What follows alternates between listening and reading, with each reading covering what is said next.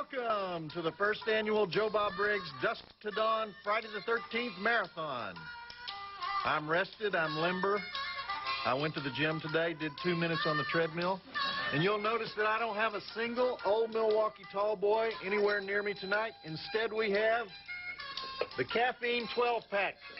6 coffees on one side, frappuccinos from Starbucks, 6 Mountain Dews on the other side. Keep one of these handy and you'll eventually need a sledgehammer in your life. You know what I mean?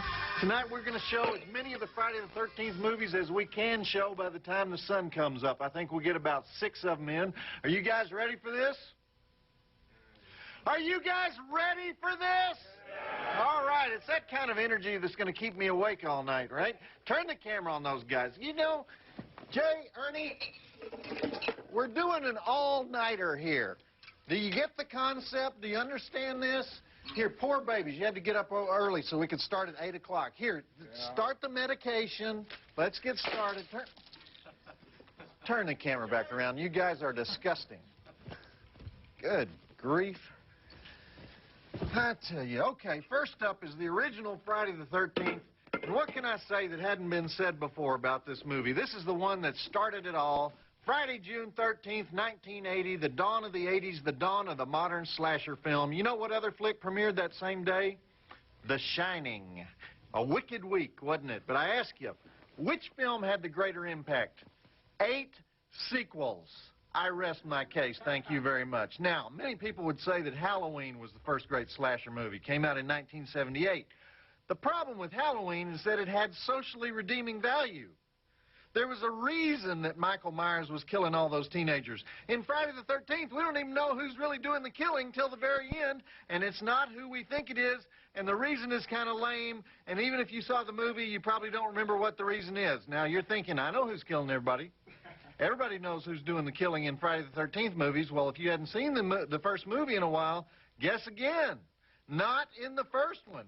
What this movie had was the greatest ad campaign in modern film history. Everybody saw those commercials. Everybody got it. Kids having sex, kids being butchered because they were having too much sex. The simple equation that made the slasher film what it is today. And Leonard Maltin, I don't care what you say about this being a wretched flick. Get some new lenses on your goggles, buddy. This is a great movie, and we're going to prove it tonight with this one and 5 of the sequels that follow it. And as we go along, I'm going to remind you of great moments in horror film history that were defined in this movie. And we'll also trace Jason's development throughout the series and try and give you as much reason to blow off that lame Halloween party you were invited to and party all night with us instead. So don't wimp out on me. Here's the drive-in totals for movie number 1. We have 10 dead bodies, knife to the stomach, throat slitting, cleaver through the back, axe to the face, arrow through the forehead, fire poker to the face, frying pan to the head, head hacking, and some nice violin music by Harry Manfredini. 4 stars. Check it out. And along about 6 a.m., we'll be calling it a night. And do we have those beanie weenies that Bill likes? Yeah. Okay, I don't want anybody getting cranky on us. Okay, good. On second thought, don't give those to him. We're going to be here too long. It's Betsy Palmer. It's a deranged Betsy Palmer doing all the killing. Now, how many people remembered that? Can we have a show of hands? You thought it was Jason in a hockey mask, right? But in the first movie, it was Betsy Palmer killing all the camp counselors because all they care about is having sex, and 2 of them were having sex when her young Jason drowned at summer camp. And isn't it great when Alice nails her with that fire poker, but she gets up and starts talking in Jason's voice? Betsy Palmer of I've Got a Secret fame. And yes, indeed, Betsy has a secret. Kill her, Mommy, kill her. And that's Adrienne King as Alice doing a fine job. She's a great screamer, don't you think? As we now watch the final brutal, bloody catfight between the innocent camp counselor and the demonic mother in the classic by producer-director Sean Cunningham, Friday the 13th. And after that, we'll follow it up with however many sequels we can fit in before the sun comes up. Was Betsy Palmer on I've Got a Secret or What's My Line? What's Betsy's line? Serial killer. Am I on the camera? Is my head... Are we using Jay's camera? Ernie. We're working on that. I told you not to use Jay's camera anymore. Oh, that's the other camera. Yeah. Jay's not back, is he? Get out the grapple hooks. You know, that's what they used at my summer camp to terrify you into being safe. You know, always swim with your buddy or else we'll have to drag the lake with grapple hooks. They put this picture in your mind of your mangled, bloodied body being harpooned with a grapple hook and then slowly hoisted like a tuna into a bass boat. So I think it's time to get out the grapple hooks. Really. I'm worried about the guy. All right, let's talk about Kevin Bacon. Does Kevin Bacon go around saying, I'm proud to be in the original Friday the 13th? No. You know what Kevin Bacon does? Kevin Bacon tells people his first movie was Diner. You just saw him, right? Second car to arrive at Camp Crystal Lake, Jeff in the front seat with the banjo music. See, nobody gives this movie any respect. Kevin Bacon's first movie was not Diner. In his first movie, Kevin Bacon was Dinner. Just wanted to clear that up. Thank you. And by the way, I'm glad to see the Dorothy Hamill do was still popular in 1980. What was this, 3-4 years after the Olympics, you know? Hadn't the Farrah Fawcett taken over by then? Or was that before the Dorothy Hamill? See, this is why women think men are clueless. What was that? What? What are you guys, speaking of clueless, what are you guys looking at? Back with the first annual Joe Bob Briggs Dusk to Dawn Friday the 13th Marathon, and we've just seen several staples of the slasher film first used in Friday the 13th. Fighting the snake with pillows. Well, that was a one-time deal. That one really didn't catch on. But the theme of the dangerous jokester we saw 3 times. The crazy kid playing around on the archery range, Ned, the guy who fakes drowning so he can get mouth-to-mouth from a girl, and then we saw these kids being disrespectful to the local police officer, especially when he asked if they've brought any marijuana with them. All the things you're not supposed to do at camp, you will die for these offenses. It's funny to me that these movies are always based on the idea of old people wisdom coming true. If they say, don't play with matches, you get burned up by fire. If they say, don't play with that stick, sure enough, it puts your eye out. Horse around, break the rules, you are DEAD meat.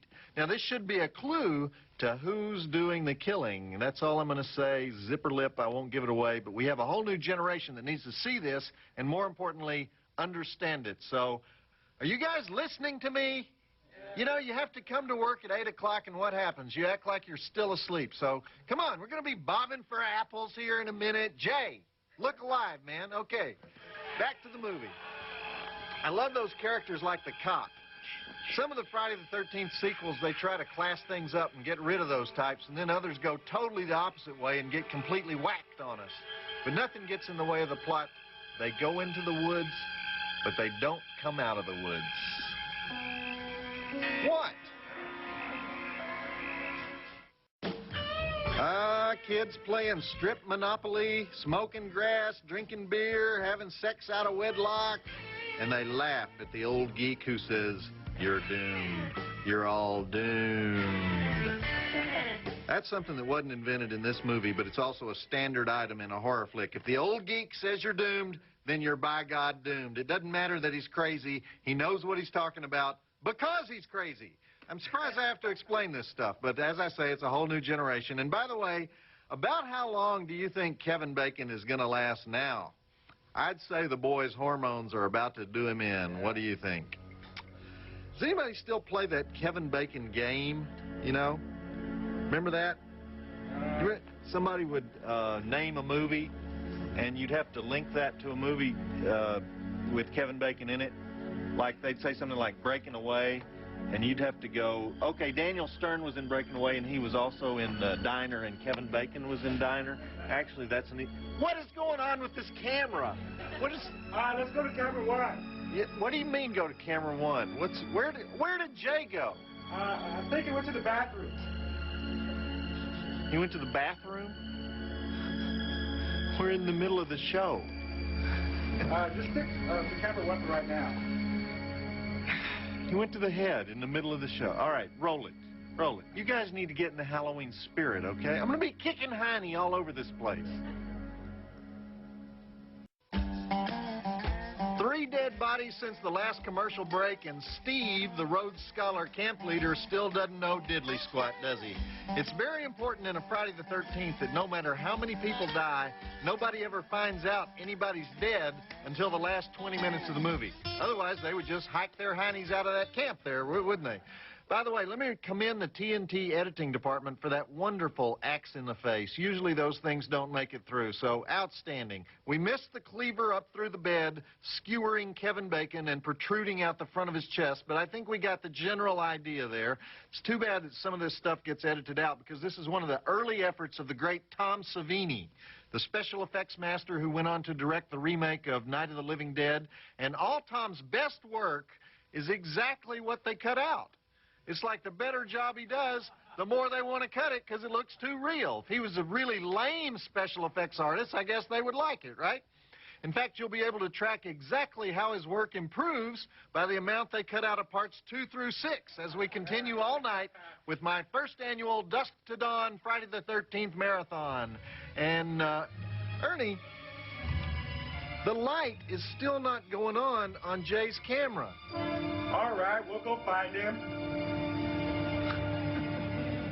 Now you're going to go find him. What is it? What is going on? People, hey, we're trying to do a show here. Hello? Okay, Bill and Alice find a bloody axe in a bloody bed and decide to split up. Wonderful plan. It never occurs to them that maybe the power in the camp went out for a reason. Darn. That's Bing Crosby's son playing Bill. And I can't concentrate until I know if Jay is going to be back on his camera. Jay, are you there? All right, it's time to kick Heine. Which way did he go? We don't really know. You don't really know. They don't pay me enough to do this. Of course, we don't pay Jay enough to do this either, but that's not the point. What is this, some kind of cost-cutting measure that TNT is doing? They decided to do the show. You can shoot that thing without a camera. Camera's too expensive. Or if you use one, just don't pay for an actual cameraman. That'd be typical TNT thinking, right? Is in here? Jay! Hey! Coming in, man. With camera. Don't be flopping it out like President Billy. You'll be embarrassed. Jay! What the hell is this? Oh. Very cute. Little Halloween prank. Oh, nice touch. Jelly on the mirror. That's very funny, Jay. Okay, let's roll the movie. Ernie, get somebody else on camera, too. I don't want to fire the man. He's got a wife and kids, and we pay him next to nothing, so he'd be hard to replace.